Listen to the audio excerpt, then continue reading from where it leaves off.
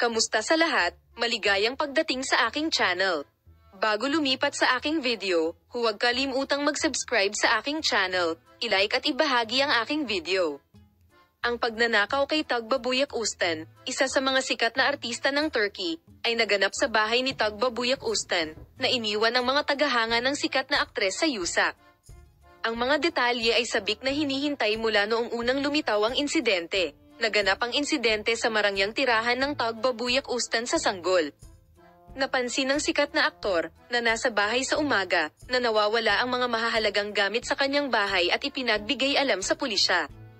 Ang mga pangkat ng pulisya ay pumunta sa pinangyarihan ng mapansin at natukoy na ang pagnanakaw ay pinlano sa isang kahangahangang paraan.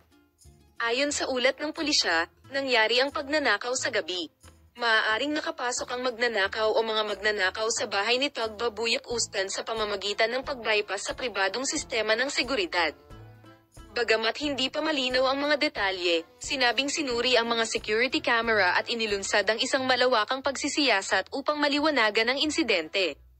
Ayon sa pahayag ng malapit na bilog ng sikat na aktor, nabigla si Tugbabuyak Ustan nang mabalitaan niya ang insidente at agad na humingi ng kooperasyon sa security forces para bigyang linaw ang insidente.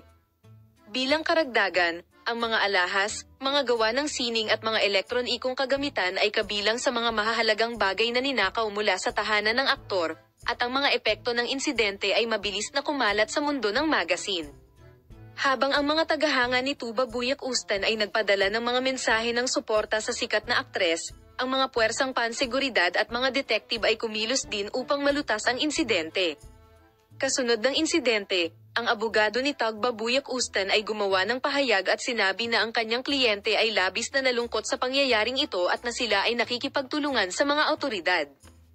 Bagamat hindi malinaw ang mga detalye ng pagnanakaw at ang pagkakakilanlan ng mga kriminal, ipinahayag na nagpapatuloy ang malawakang investigasyon at ginagawa ang paghahanap ng mahahalagang bagay na ninakaw sa bahay ni Tugbabuyak Ustan.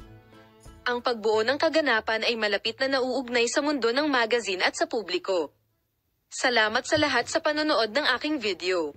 Paalam, makita ka sa mga bagong video.